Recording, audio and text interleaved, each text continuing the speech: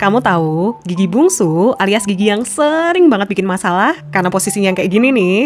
Dia itu punya banyak banget nama lain dari seluruh dunia loh.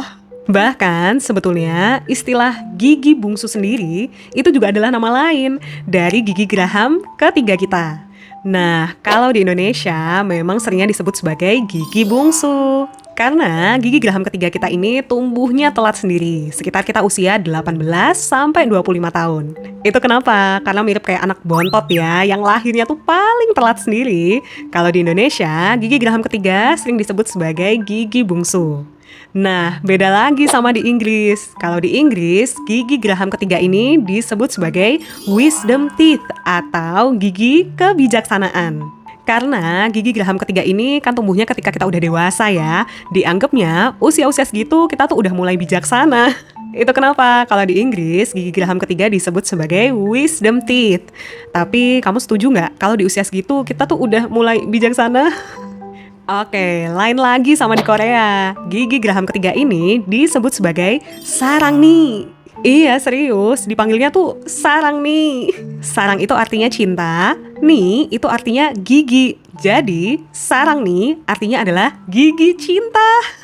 Kenapa disebut sebagai gigi cinta? Karena di usia segitu biasanya kita udah merasakan yang namanya cinta, apalagi cinta pertama. Tapi, cinta pertama itu kan biasanya yang bikin kita sakit pertama kali juga kan? Nah, mirip sama gigi bungsu yang biasanya kemunculannya tuh bikin kita sakit juga. Oke, lanjut. Beda lagi sama di Jepang. Kalau di Jepang, gigi geraham ketiga ini disebut sebagai oya shirazu, yang artinya gigi yang tidak diketahui oleh orang tua kita. Nah, maksudnya gimana sih? Jadi, ketika gigi geraham ketiga kita ini tumbuh, biasanya kita tuh udah nggak di rumah, bisa karena kuliah, bisa karena kerja. Nah, itu kenapa ketika gigi geraham ketiga kita ini tumbuh, biasanya orang tua kita tuh udah nggak notice lagi kalau ada gigi anaknya yang masih tumbuh. Itu kenapa kalau di Jepang, gigi geraham ketiga ini punya panggilan oya shirazu atau gigi yang tidak diketahui sama orang tua kita. Oke, sebetulnya masih banyak istilah lain dari gigi geraham ketiga ini dari seluruh dunia.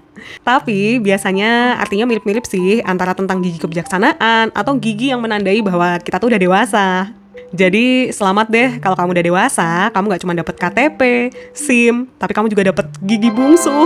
Menurut kamu panggilan mana nih yang paling cocok? Coba tulis di kolom komentar ya.